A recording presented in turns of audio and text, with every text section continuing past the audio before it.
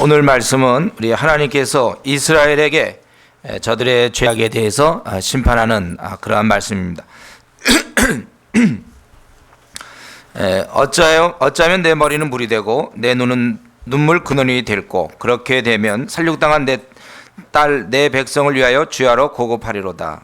아무래도 이것은 이제 선지자의 말로 볼 수 있겠는데 그는 이제 살육당한 딸 이루어질 것이죠. 저들이 그렇게 그들을 위하여 울겠다 그거예요. 내가 주야로 고급하리라. 근데 눈물이 나와야죠. 그러니까 자기 머리 자체가 다 물이 되고 또 눈은 눈물 근원이 된다면 그 자기가 주야로 항상 울 수 있겠다. 그러니까 항상 울 수 있도록 그는 간구하고 있습니다. 그렇게 원하고 있습니다. 그러나 동시에 2절에 보면 백성들을 나는 떠나고 싶다.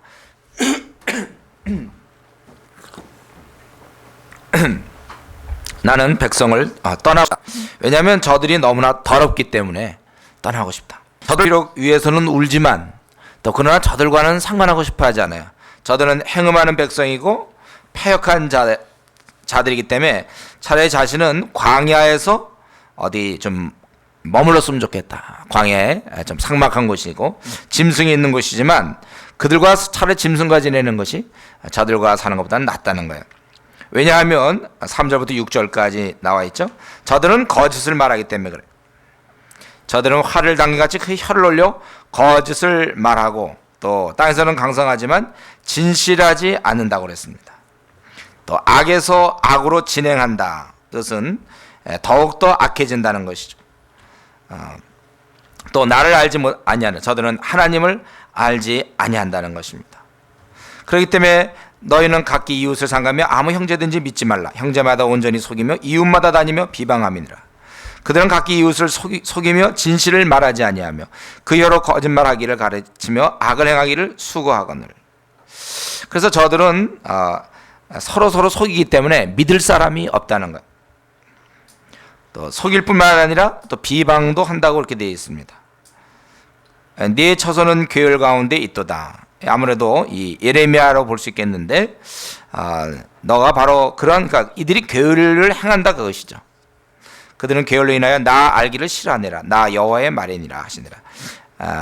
이 죄인들이 빛 앞에 나가기를 싫어합니다. 그래서 저들이 이러한 죄된 모습을 얘기하고 있습니다. 그래서 이러한 죄인들을 보면서 이 예레미야 선지자는 울기를 원하고 또 그러나 떠나기를 원하는 이 두 가지를 같이 하고 있습니다.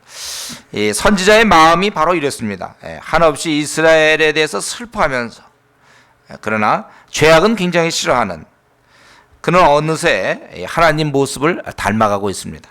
그러니까 죄는 미워하지만 죄인을 사랑하시는 그러한 모습. 이게 이제 선지자의 마음이에요. 이 시간에 한번 우리 자신은 좀 어떤지 한번 생각해 볼 수 있겠죠. 우리는 어떻습니까? 나는 죄인들을 사랑합니까? 그리고 죄는 미워합니까? 아니면 죄에 대해서도 별로 감각이 없고 그럴 수도 있겠지. 그래서 이런 요즘 벌어지는 죄에 대해서 별로 이렇게 그 애통함이나 혐오함도 별로 없고 또 죄인에 대해서 별로 사랑함도 없고 그렇다면 이것이 우리의 문제죠. 우리가 하나님을 닮아야 돼. 주님을 닮아야 됩니다. 죄는 미워하시되 그러한 죄를 짓는 그 사람을 사랑하는 선지자가 저들을 위해서 울 정도로 사랑하지만 그러나 죄는 혐오하고 있다는 것이. 이 순서가 바뀌면 안 됩니다. 우리는 죄를 미워할 수 있어야 돼. 이 시대의 분위기를 싫어해야 됩니다. 그만 좀 끝났으면 좋겠어요. 다른 나라로 가고 싶어. 이 시대의 그러한 흐름과 분위기를 우리는 싫어할 수 있어야 돼요. 그러나 또 그러한 분위기를 만들고 그렇게 행하는 그 사람들에 대해서는 우리가 슬퍼함이 있을 수 있도록 그건 굉장한 영성이죠. 그냥 우리가 가만히 있어도 되는 것이 아니고 오히려 우리가 하나님과 늘 가까이 하면서 하나님의 성품을 닮을 때 가능한 것인데 어느 날 보니까 이 예레미야는 지금 그러한 단계에 돌입해 있다는 것입니다. 그가 이제 이 악인에 대해서 얘기할 때 악인의 대표적인 특징은 성경 전체적으로 나오지만 진실하지 않다는 거예요. 거짓의 압이 마귀에게 났기 때문에 진실하지 않는, 만물보다 거짓되고 심히 부패한 것은 인간의 마음이라고 그랬습니다. 진실하지 않습니다. 거짓되다는 것입니다. 이 악인의 대표적인 특징, 거짓되다. 그러니까 신문에 무슨 사건만 나오면 어느 게 진짜 맞는 건지 모르죠. 원래 그 모르게 되어 있습니다. 여러분이 아무리 노력해봐야 잘 몰라요. 하도 거짓말 시켜서 모르는 거예요. 원래 이들은 항상 거짓되는. 그렇기 때문에 우리는 예수님 믿고 나서 아주 대표적인 특징을 진실함으로 바꿔야 돼요. 그래서 에레미야 그 에베소서에 나오는 것처럼, 4장에 나오는 것처럼 우리가 믿고 나서 우리가 참된 것을 말하기 시작한다. 참된 것을 말한다. 새 피조물들은 참된 것을 말하고, 우리는 의와 진실과 거룩함이 우리에게 있어야 되겠죠. 그래서 여러분들 이 시간에 결심하십시오. 나는 앞으로 내 입에서 나오는 말들은 항상 진실만 나는 얘기하겠다. 거짓말하지 않겠다고 결심하십시오. 둘러대지 않겠다고 결심하십시오. 늘 나는 진실을 말할 것이며 내 행동도 진실할 것이다. 이렇게 우리가 결심하는 게 중요한 것입니다. 뜻을 정하여 이제 앞으로 2003년도 앞으로 내가 주님 만나는 그때까지는 내 입에서는 거짓말 튀어나오지 않는다. 결심하고 기도하시고 늘 그래서 우리 진실한, 그래서 여러분 주위 사람으로부터 말이죠. 주위 사람으로부터 참 진실한 사람이다. 이런 얘기를 우리가 들을 수 있도록 그렇게 우리가 기도해야 되겠습니다.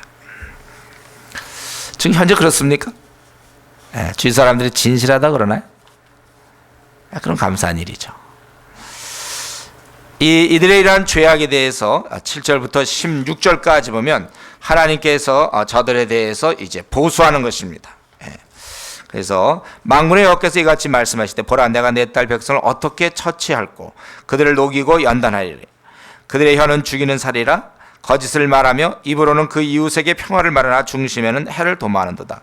내가 이 일을 인하여 그들에게 벌하지 아니하겠으며 내 마음이 이런 나라에 보수하지 않겠느냐 여호와의 말이니라. 이제 보복하겠다 그것이죠. 하지 않겠느냐 의문형으로 물어보는 거예요. 그렇게 될 수밖에 없다는 것입니다. 저들은 혀로 사람을 죽이는 그 화살이며 거짓을 말하며 이웃에게 평화를 말하지만 중심에는 해를 도모하고 있다는 것입니다. 그래서 이들에 대해서 내가 산들을 위하며 곡하며 부르짖으며 광야 목장하려 슬퍼하나니 이는 그것들이 불에 탔으므로 지난 자가 없으며 거기서 가축의 소리가 들리지 아니하며 공중의 새도 짐승도 다 도망하여 없어졌습니다. 그래서 산과 목장이 불에 탔다는 거예요. 그래서 가축도 없고 새도 짐승도 도망가는 것입니다. 또한 내가 예루살렘으로 무더기를 만들며 시랑의 구렬, 자칼이라고 그러죠. 자칼, 시랑. 그래서 구렬이 되게 하겠고 유다 성읍들도 황폐케 하며 황폐케 거민이 없게 하리라. 그래서 예루살렘과 유다 성읍들이 황폐케 되어서 거민이 없도록 하겠다. 하나님께서 그들을 황폐케 하겠다 그거예요. 이것을 제대로 분별할 자가 누구가 있느냐 이거죠. 그것이 없다. 우매한 자들 뿐이다 이거예요. 이렇게 다 된 것은 13절에 있는 것처럼 저들이 하나님의 법을 버리고 말씀을 이제 갖지 않는 거죠. 하나님의 법을 버리고 청정치 아니하며 하나님 말씀을 청정치 아니하고 그대로 행치 않아요. 듣지도 않거니와 또 그 말씀대로 행하지도 않는다는 것입니다. 그렇기 때문에 우리가 하나님 말씀을 연구하고 또 그렇게 행하려고 하는 것은 아주 귀한 일이죠. 또 강팍한 마음을 따라 저들은 오히려 열저가 자기에게 가르친 바알들을 쫓았습니다. 그러므로 만군의 여호와 이스라엘 하나님 내가 말하노라 보라 내가 그들 곧 이 백성에게 쑥을 먹이며 독한 물을 마시고, 여기서 얘기하는 쑥은 이제 아주 그 독초를 얘기하는 것입니다. 좋은 뜻의 그 쑥 그거 아니에요. 쑥을 먹이며 독한 물을 마시며, 또 16절에 그들과 그들의 조상이 알지 못하던 열국 중에 그들을 해치고 진멸되기까지 그 뒤로 칼을 보내니라 하셨느니라. 그래서 열국 중에서 그들을 해치고 남아서 도망가는 자는 진멸되기까지 추격하겠다. 그래서 죄악에 대한 하나님의 그러한 보수인 것입니다. 우리가 알아야 될 것은 하나님은 속성상 죄에 대해서 벌하시는 분이십니다. 그것은 창조 때부터 지금까지 계속되어 내려오고 있습니다. 하나님의 속성은 바뀌지 않아요. 죄와 함께 유할 수 없는 분입니다. 공의로운 그분은 죄에 대해서 반드시 그 책임을 물으시는 분이십니다. 우리 여기서 꼭 기억하셔야 됩니다. 우리는 죄의 용서를 받은 사람이기 때문에 이러한 생각을 좀 덜 할 수 있을지 모르지만, 그러나 하나님께서는 죄에 대해서는 반드시 심판하는 분이에요. 이거는 어떻게 넘어갈 수가 없습니다. 하나님의 속성상. 물론 이제 기다릴 때가 있죠. 기다리는 동안에 형벌이 없다고 착각해서는 안 되는 것입니다. 자고해서 되는 것이 아니고 반드시 죄값을 찾으시는 우리 하나님. 그래서 우리 구약을 통해서 또 신약을 통해서 계속 보여주고, 지금도 마찬가지예요. 현재도 마찬가지입니다. 하나님을 안중에 두지 않고 자기 잘났다고 자기 멋대로 살며 죄 짓는 자들, 욕심에 이끌려서 하나님 말씀에 순종하지 않고 하루하루 살아가는 그 자들, 그들에 대해서 하나님께서는 분명히 죄값을 물으실 것입니다. 그들에 대해서 형벌을 주신다는 것입니다. 그들은 죄값으로 결국 지옥에 가는 것입니다. 여러분, 그래서 지옥이 있을 수밖에 없어요. 하나님의 속성상 분명히 죄에 대해서 멸하시기 때문에. 그래서 우리 신약 성경에 보면 죄의 삭은 사망이다. 하나님께서는 분명히 죄에 대한 대가를 묻습니다. 현대인들이 이면을 간과하고 아직 하나님께서 당장 시행하지 않는다고 자고하며 큰 소리를 치지만, 언젠가 이제 그들은 이러한 자신의 그 죄값으로 영원토록 불타는 못에 빠진다는 것입니다. 지옥 간다는 그런 사실입니다. 이 하나님께서는 이런 죄 문제를 비록 저들이 이제 형제들에게 한 거 아닙니까? 저들이 각각 이웃을 속이고 형제들이 한 것이지만 그 죄 자체, 그것에 대해서 하나님께서 직접 상관하시는 일이고, 또 하나님이 하시려고 하시는 일은 아무도 막을 수 없다는 거예요. 이들은 아마 많은 사람이 그랬기 때문에 좀 안심했는지 모르겠어요. 대다수가 그런데요. 그 정도의 죄는 우리 시대의 분위기상 좀 용납할 수 있습니다. 시대적 분위기는 그 정도는 모든 사람들이 다 죄악 가운데 그렇게 사는데 유별나게 그러십니까? 그래도 우리끼리는 그 정도는 괜찮다고 우리끼리는 이렇게 등급을 정할 수 있지만, 하나님은 그 등급에 맞추지 않아요. 하나님의 등급에 맞추는 것입니다. 하나님의 기준에 맞추어 심판하는 거예요. 그런데 심판받을 자들의 다수결 원칙, 대부분 사람들이 요즘 교회 생활 그렇게 하는 거 아닙니까? 요즘 그 정도는 적당히 속이고, 사회에서 그 정도는 해야지 살지, 그럼 어떻게 삽니까? 적당히 눈 감아주고, 뇌물도 적당히 이렇게 하고, 적당히 속이고, 그거 누구나 다 그렇게 하는 거니까, 시대의 조류입니다. 너무 고지식한 거 아닙니까? 그렇게 했다 어떻게 삽니까, 세상을? 그래도 소용없어요. 심판자는 하나님이시지 우리의 대중적인 의견, 다수결 원칙이 아니라는 사실입니다. 그렇기 때문에 우리는 항상 사는 날 동안 하나님이 지금 나를 어떻게 보실까? 내가 지금 하는 행동에 대해서 하나님이 어떻게 생각하실까에 대해서 우리가 관심을 가져야 돼요. 자꾸 다른 사람과 비교해서 이 정도면 그래도 교인 아닙니까? 그래도 이 정도면 그래도 꽤 괜찮은 신앙생활 아닙니까? 하나님께서 어떻게 보시느냐? 하나님이 지금 내 모습을 보신다면 어떻게 하나님 기뻐하시겠습니까?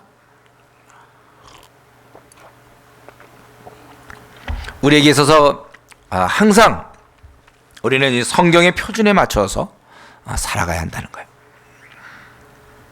또한 이런 면에서 우리 하나님의 일꾼인 우리들은 이 시대에 이 하나님 말씀을 선포해야 됩니다. 왜냐하면 아무도 깨닫지 못하기 때문에.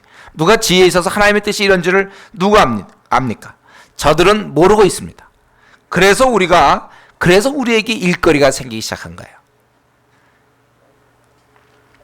우리 이 예레미야 선지자처럼 우리도 이제 일거리가 생긴 것이고 이걸 외치게 되는 것입니다. 그러나 예레미야 때도 그랬죠. 우리에게는 우군이 별로 없어요. 우리 편이 별로 없습니다. 왜냐하면 지혜가 있어서 이 일을 깨달을 만한 사람이 없기 때문에 이 시대에는. 다만 우리는 이제 이런 것을 알기 때문에 이 하나님 말씀에 맞추어서 이 시대와 맞서 싸우는 우리는 하나님의 일꾼들이죠.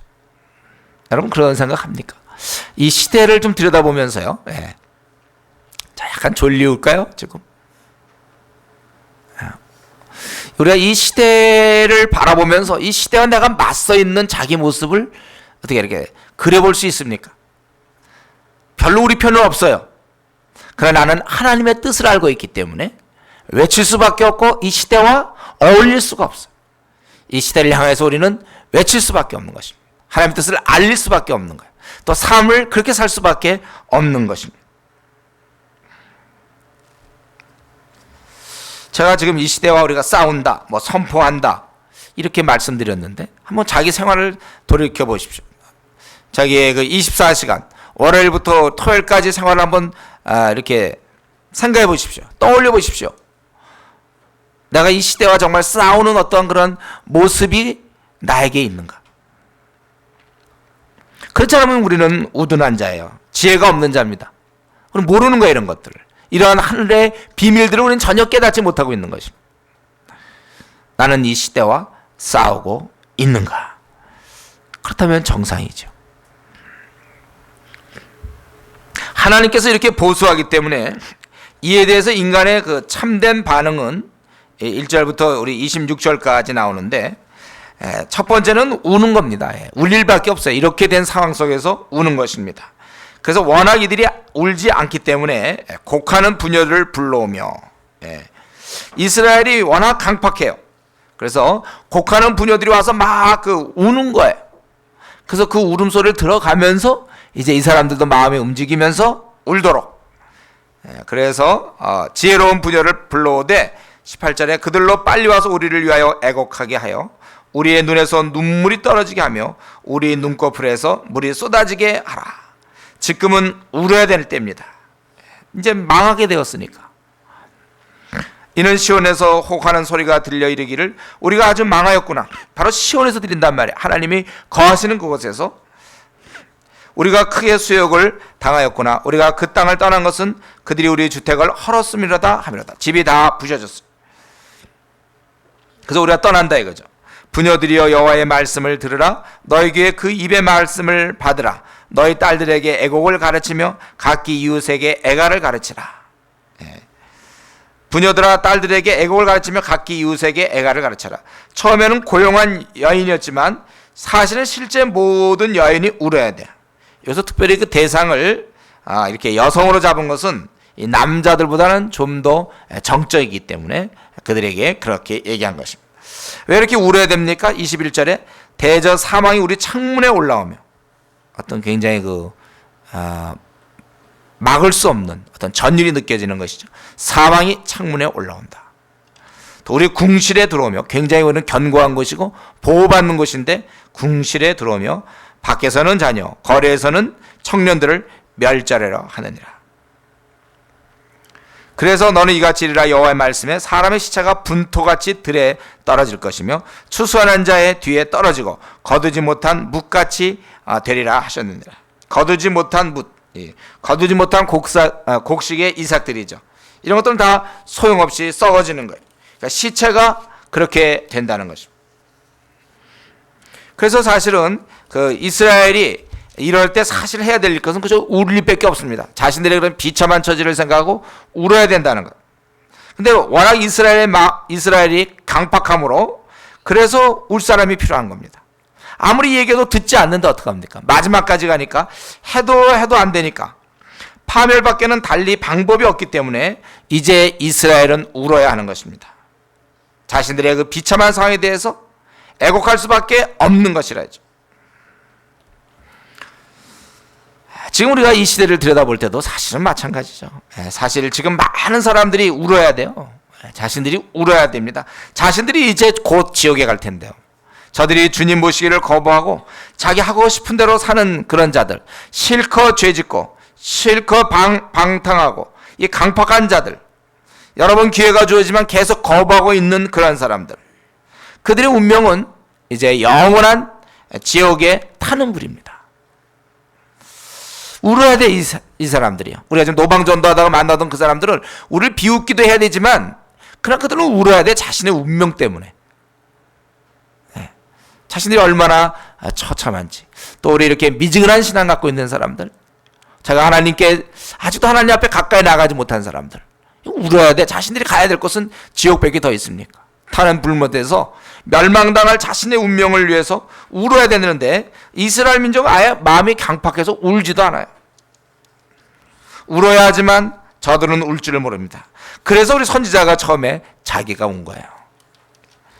그래서 오늘날 우리가 울어야 합니다.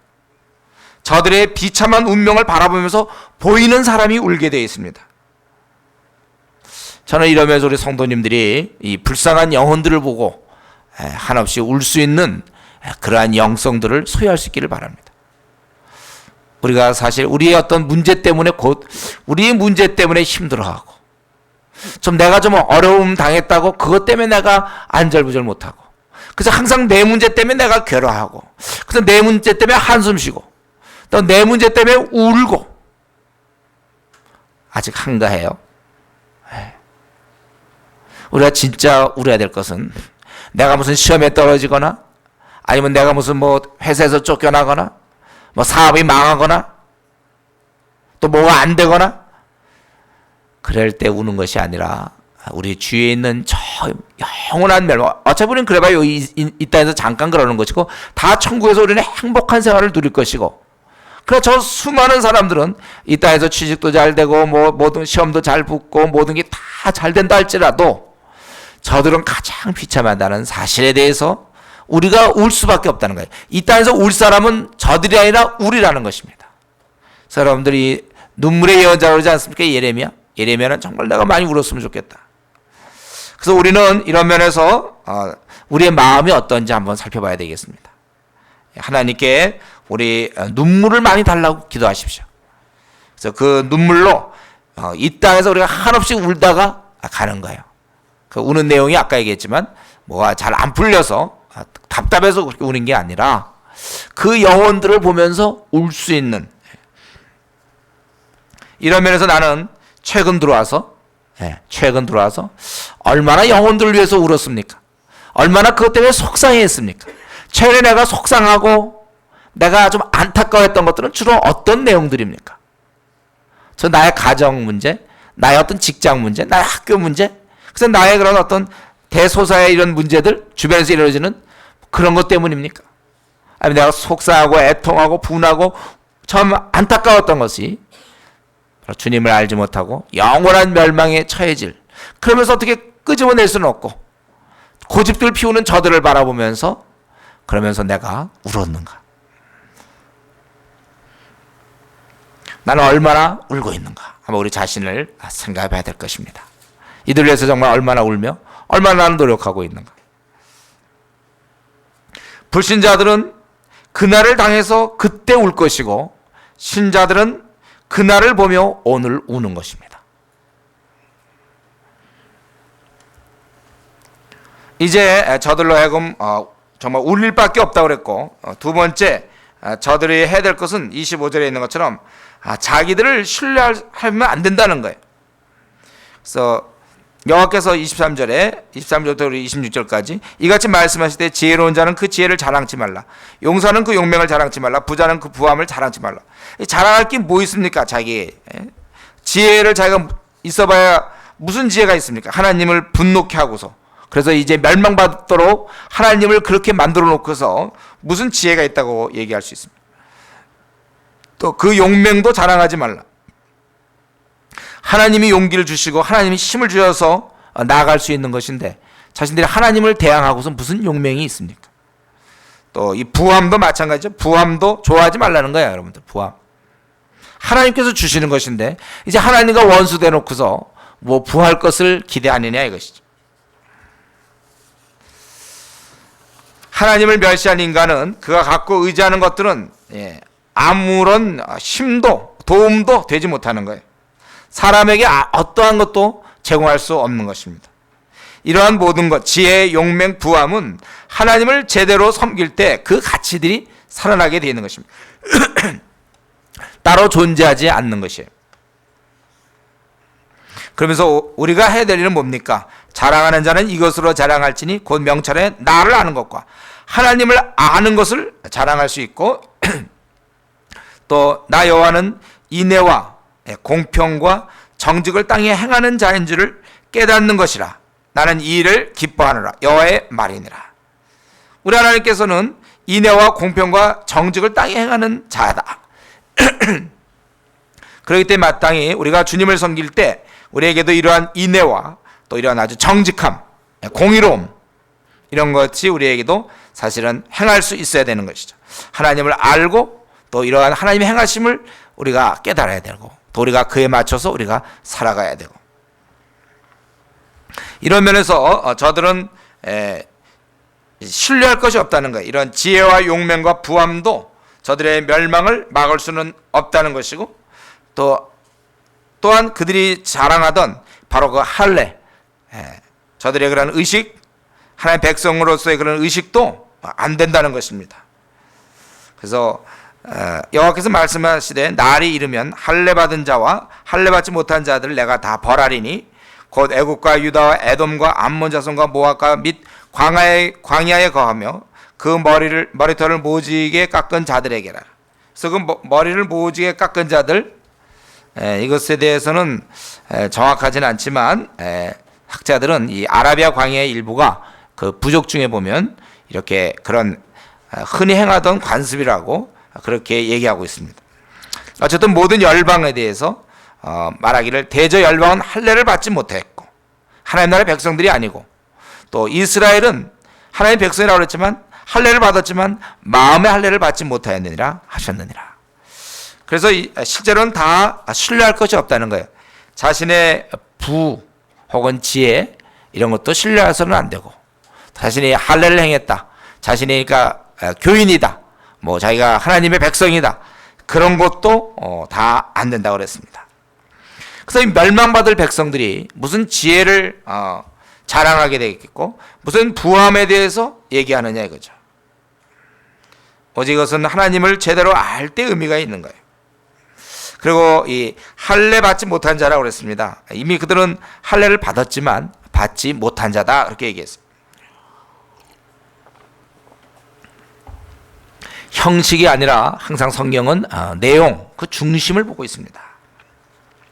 우리가 거듭거듭 얘기하고 오늘날 우리 한국교회 계속해서 우리가 이제 지금은 크게 외치지 못하지만, 그러나 우리가 앞으로 계속해서 한국교회 얘기할 것은 교회 다닌다고 해서 하나님께 인정받는 것이 아니라는 사실을 부지런히 얘기해야 됩니다.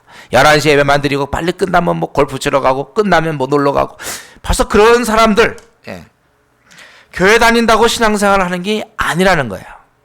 성경은 거듭거듭 창세기부터 요한계시록까지 너의 중심이 거듭났는가, 이제 이 문제죠. 너의 그 마음의 그 중심에서 내가 하나님을 사랑하는가, 내 삶을 하나님께 확실히 드렸는가, 너는 이 땅의 욕심과 이 땅의 재물과 이 땅의 명예와 이 땅의 인정으로부터 너는 확실히 죽었는가, 오직 그리스도만을 나의 은혜로 알고 오직 그리스도만을 나의 전부로 알고 너는 주를 섬기는가. 늘 마음을 보시는 그분. 구약에서 이들은 많은 예식을 행했지만은 하나님께서 인정하지 않아요. 마음의 할례를 받지 못했다. 오늘날 우리 한국교회가 이 면에 있어서 정말 이 중심이 바뀌지 않은 채 교회 다니는 사람들이 많이 있습니다. 이런 상황을 안타까이 생각해야 돼요. 불신자들은 애당초 자신들이 구원받을지도 모르고 하나님을 몰라서 그들은 지옥 간다 치더라도 하나님 이름도 알고 예배도 드리고 찬송도 하고 뭐 기도도 하고 봉사도 하는데 그렇게까지 가까이 가갖고 천국까지 못하는 사람들, 마음의 할례를 받지 못하고 그냥 외적으로만 교인이고 외적으로만 세례를 받고 외적으로만 봉사를 하고 외적으로만 직분자가 되고 집사가 되고 장로가 되고 목회자가 될 수 있어요.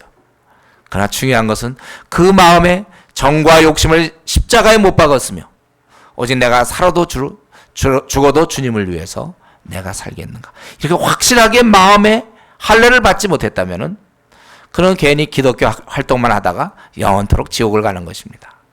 참으로 두려운 일입니다. 우리가 하나님께서 이 마음에 할례 받지 못했기 때문에 너희들은 다 이제 멸할 수밖에 없다는 것입니다. 아마 이스라엘 민족이 이런 얘기를 들을 때 아마 굉장히 거부했을 거예요. 그리고 뭐 예루살렘이 무너진다든가 이런 거는 그들은 상상하기도 싫었을 것입니다. 그리고 그걸 믿을 수 없었어요. 어떻게 하나님이 거하시는 예루살렘이 있는데 그게 무너질 수 있는가? 성전이 무너지고 말이죠. 예루살렘이 파괴되고 그건 있을 수 없다고 생각했어요. 그리고 자기들은 하나님이 있기 때문에 자기들은 선택 민족이기 때문에 그것을 항상 붙잡고 타락해도 괜찮을 거라고 생각한 것이죠.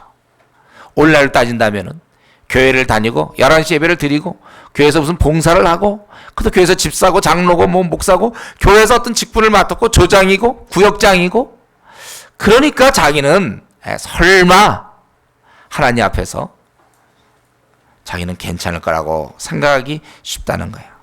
그러나 그것은 아닙니다. 마음의 할례를 받았는가? 내 마음과 뜻과 정성을 다해 나는 주님을 섬기는가?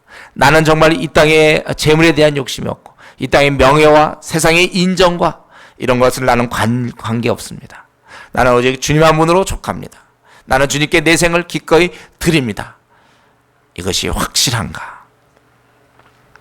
이것이 우리에게 중요한 문제인 것입니다. 이 면에서 우리 분명히 돼야 돼요. 한쪽은 교회, 한쪽 바른 세상, 멸망받을 수밖에 없습니다. 마음에 할례 받지 못한 사람들이 외적인 할례일 뿐이에요. 우리가 하나님을 섬길 때 목숨을 다하여 그렇기 때문에 이 시간 다시 한번 우리 자신을 점검할 때 나는 과연 마음 중심에서 거듭났는가? 이제는 오직 주님인가? 거듭난 자는 주님 외에는 없습니다. 오직 주님인가? 우리 다시 한번 우리 자신을 확인해 봐야 될 것입니다. 그럼 마지막으로 한 가지만 더 말씀드린다면 이스라엘 민족은 가다 이 마지막까지 가는 거예요. 경고하고 그러다가 저들이 돌아오지 않는 것입니다. 보통의 경우 죄인들은요 대부분 갈 때까지 갑니다. 우리 신앙서적 보면은 이제 중간에 회심하는 경우가 있지 않습니까? 방탕한 삶을 살다가 돌아오는 것. 그거는 이제 거의 뭐 우리 어거스틴도 그랬고 뭐 무디라든가 뭐 이런 사람들 조지 밀러 같은 경우 중간에 회심한 거 그거는 거의 한 100명 중에 한 명 있을까 말까. 대부분 원래 죄를 지은 사람들은 그냥 갑니다. 쭉 가게 돼 있어요. 주께 은혜로 돌아오는 자는 쉽지 않습니다. 그렇기 때문에 우리가 그 마지막까지 갈까봐 조심해야 돼. 이런 가능성에. 결국 이스라엘은 지금 이 정도 돼 있지 않았습니까? 그래서 제가 생각하기에는 우리가 서로 돌아와 사랑과 사랑을 격려하고 우리가 침륜에 빠질까 조심하라고 했던 것은 우리 서로 하다가 조금이라도 그런 게 나타나면 바로 그것을 회개할 수 있어야 돼. 이게 자꾸 굳어지기 시작하면 그걸 굳어진 데서 또 죄를 짓고 또 죄를 짓게 됩니다. 그래서 아주 나중에는 안 돌아오게 된단 말이에요.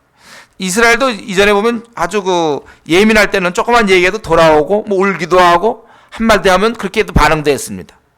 그러나 점점 저들이 강팍해져 가지고 지금은 이제 지적해봐야 오히려 지적하는 사람을 막 죽이려고 그러고 그렇게 되는 것이죠.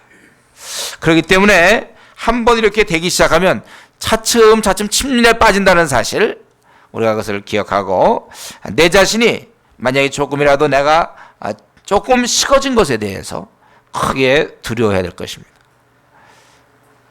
우리가 이렇게 조그만 것이라도 하나님과 관계에서 이것이 자꾸 이렇게 쓴뿌리가 될 수 있고 잘못될 수가 있기 때문에 이스라엘 민족이 처음부터 이런 것이 아니거든요. 점점 굳어졌어. 이러면서 우리 조금 식어진 거, 요즘 내 신앙이 조금 식어진 듯, 그것에 대해서 두려워하셔야 돼요. 또 우리 주위에 그런 자가 보이면 한번 경험해봐라. 내버려두면 안 됩니다. 왜냐하면 그게 굳어지면 더 굳어지거든요. 자꾸 굳어집니다. 그렇기 때문에 우리가 그들을 빨리 돌아오게 하도록 우리의 경험상에서 또 성경 전체적으로 볼 때 점점 우리가 굳어지는 그런 모습을 우리가 많이 볼 수 있습니다. 지금 우리 한국교회의 흐름은 무엇입니까? 아주 완전히 하나님께 배도하진 않았지만 아마 조금만 더 지나면 곧 하나님을 떠날 만한 사람들이 우리 주위에 많이 예비자들이 많이 있습니다. 떠날 사람들. 우리가 이럴 때 우리 자신의 신앙만 돌보는 것은 참 이기적이요. 우리 신앙뿐만 아니라 우리 어린 자들, 연약한 자들을 권계하고 붙잡아줘야 될 것입니다. 우리 예레미야는 그 당시 강팍한 이스라엘 사람들, 갈 때까지 마지막까지 간 그 사람들 향해서 그가 할 수 있었던 것은 이렇게 울며 얘기할 수밖에 없었던 것입니다. 바라기는 우리는 절대로 이스라엘 민족처럼 이렇게 강팍하게 되지 않도록 우리가 조그만 죄라도 남겨놓지 말고 하나님 앞에서 항상 깨끗한 상태를 유지해서 우리가 참 오히려 우리는 이 다른 사람을 위해서 우리가 울고 다른 사람을 이끌어줄 수 있는 좀 신앙의 성숙한 그러한 성도가 될 수 있도록 같이 기도하겠습니다.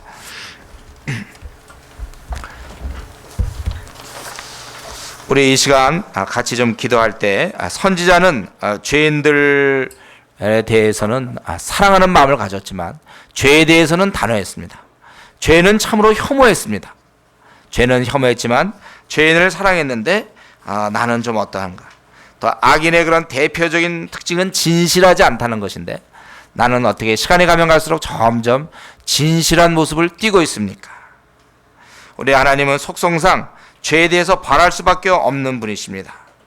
우리가 이 땅에 있는 주님을 지금 무시하고 우리가 노방전도할 때 우리를 거부하고 조롱하는 그 사람, 영원한 타는 불못에 던져질 사람입니다. 저들은 울 줄을 모릅니다. 울어야 될 사람은 우리입니다. 그래서 우리에게 그 눈물을 달라고 여러분 좀 기도하시고 또 우리의 마음 중심에서 나는 확실히 거듭났는가, 늘 마음을 보시는 하나님 앞에서 나는 마음에 할례 받은 자 맞는가, 세상의 모든 것을 다 이제 해로 여기고 이 땅에 있던 모든 욕심과 이 땅의 자랑과 명예와 알아줌과 인정, 이 땅의 편안함, 안일함, 이런 것을 나는 얼마든지 무가치하게 보며 오직 나는 주님만 참으로 섬기고 있는가, 마음을 다하여 주님만 바라보고 있는가. 또 우리가 이렇게 마지막까지 가지 않도록 하나님께 우리 더욱 예민한 우리의 영성을 갖게 해달라고 그러고, 또 그렇지 못한 자에 대해서 우리가 좀 안타까움을 가지고 권면하는 사람이 될 수 있도록 이 시간에 같이 한번 어느 거든지 좀 자기가 좀 생각되는 부분을 위해서 같이 통성으로 같이 기도하겠습니다.